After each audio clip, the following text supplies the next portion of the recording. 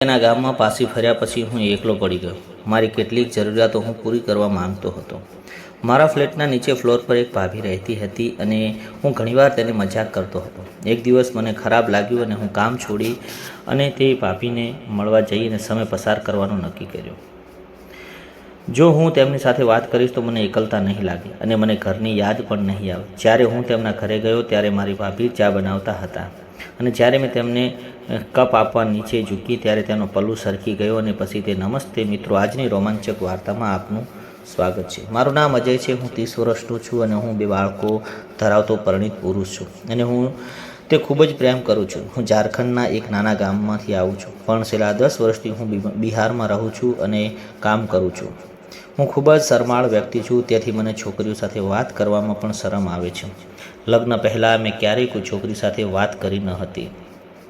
એકવાર મારા મિત્રના પિતરાઈ ભાઈએ મારી સાથે વાત કરવાનો પ્રયાસ કરાયો, પણ તે ના પાડી. હું ખરેખર ઈચ્છતો હતો કે હું કોઈ છોકરીને કાંઈ કહી શકતો ન હતો. જો કે હું તમને કહી દઉં તો શરૂઆતથી જ મને છોકરીઓને કરતાં ભાભીઓમાં વધુ રસ હતો. આ સમય હતો અને જ્યારે હું મારા આખા પરિવાર સાથે બિહારના ભાડામાં ઘરમાં રહેતો હતો. શરૂઆતમાં મારી આર્થિક સ્થિતિ ઘણી સારી હતી કારણ કે હું સારી કમાણી કરતો હતો, પરંતુ ધીમે ધીમે મારા પરિવારની સ્થિતિ બગડતી ગઈ. વાસ્તવિક વાત એ હતી કે મારી માતાની તબિયત પણ ઘણી ગઈ ને મારી માતા ગામમાં રહેતી હતી. જ્યારે તેની તબિયત વધુ બગડી ત્યારે મારે આખા પરિવાર ગામ પાછા ફરવું પડ્યું અને અમે થોડા દિવસ ગામમાં રહ્યા અને માતાની સંભાળ રાખી. જ્યારે માતાની તબિયત સુધરવા લાગી ત્યારે હું મારા આખા પરિવારને છોડીને બિહાર પાછો આવ્યો. પરંતુ આ વખતે હું એકલો આવ્યો ન. હું મારી પત્ની અને બાળકોને મારી સાથે લાવ્યો નહીં. મારી પત્ની મારી સાથે ન હોવાથી મારી કેટલીક જરૂરિયાતો અધૂરી રહી ગઈ. હવે હું વિચારતો હતો કે કાશ મને કોઈ એવી વ્યક્તિ મળે જે જરૂરિયાતો પૂરી કરી શકે, પરંતુ હું એટલો શરમાળ હતો કે મને કોઈની સાથે વાત કરવામાં પણ શરમ આવતી હતી. હું તમને મારા પરિવાર વિશે ખાસ ખાસિયત જણાવું તો હું મારા પરિવારના દરેક ભાભી સાથે ખૂબ સારી રીતે હળીમળીને રહું છું. હું જે ફ્લેટમાં રહેતો હતો તે જ ફ્લોર પર એક ભાઈ પોતાના પરિવાર સાથે રહેતો હતો અને તેના પરિવારમાં તેની પત્ની, 2 પુત્રીઓ હતી. હું જ્યારે પણ તેમને નમસ્તે કહેતો. જ્યારે હું ત્યાં 6 મહિનાથી વધુ સમય રહ્યો ત્યારે તેમની સાથે ઘરેલું સંબંધ વિકસ્યો હતો. ક્યારેક અમે લંચ સાથે કરી અને ડિનર પણ ખાતા અને ક્યારેક સાથે બહાર જતા. ભૈયાએ મારા ખૂબ જ વિશ્વાસ કરવાનું શરૂ કરી દીધું હતું અને ગમે તેમ હું એ વિશ્વાસપાત્ર વ્યક્તિ છું. કોઈને હેરાન તો નહોતો અને ભાભી મારી સાથે ખૂબ જ સારી રીતે વાત કરી રહી હતી. જ્યારે ભૈયા ઘરે ન હોય ત્યારે ભાભીને હોસ્પિટલ કે બજારમાં જવું પડતું ત્યારે હું તેની સાથે મજાક પણ કરતો હતો અને મારી સાથે આવતી અને આ સમય દરમિયાન અમે એકબીજા સાથે ઘણી વાતો કરતા હતા.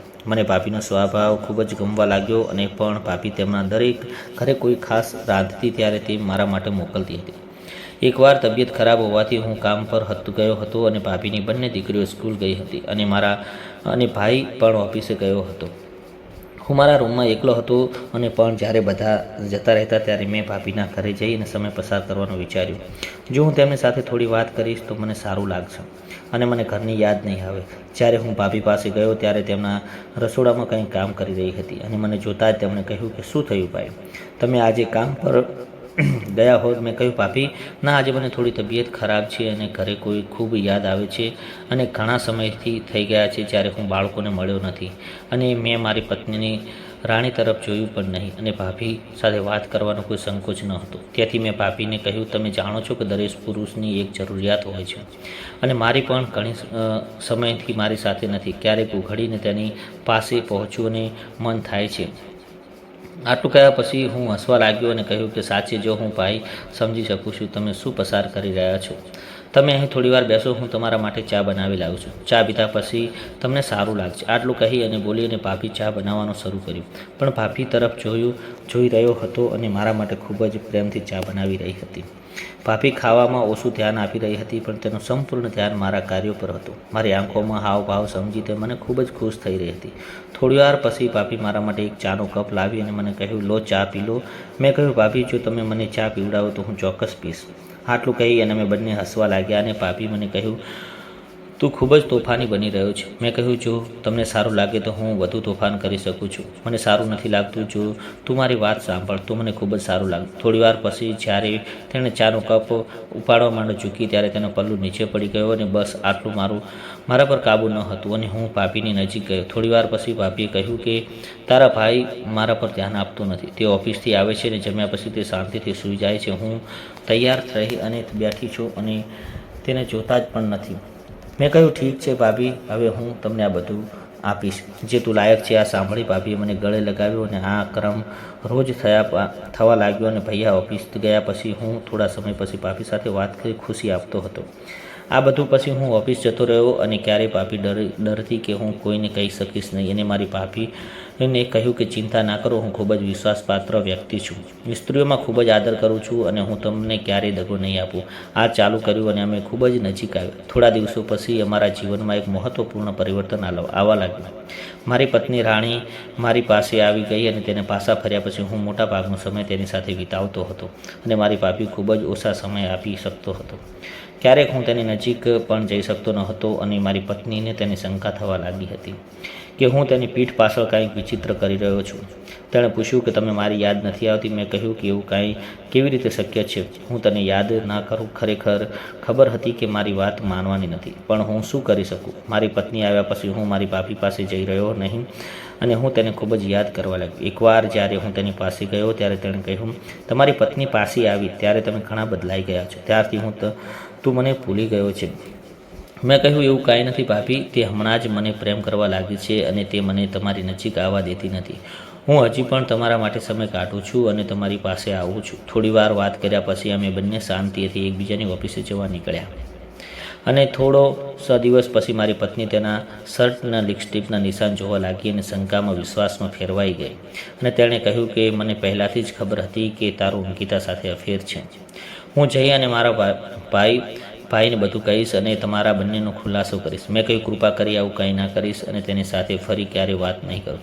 તેણે એટલી ગુસ્સો થઈ અને તે રડવા લાગી અને બોલવા લાગી, હું ગામમાં તારી માતાની સેવા કરતી હતી અને તારા બાળકોને ઉછેરતી હતી અને તું મારી સાથે છેતરપિંડી કરી રહ્યો છે.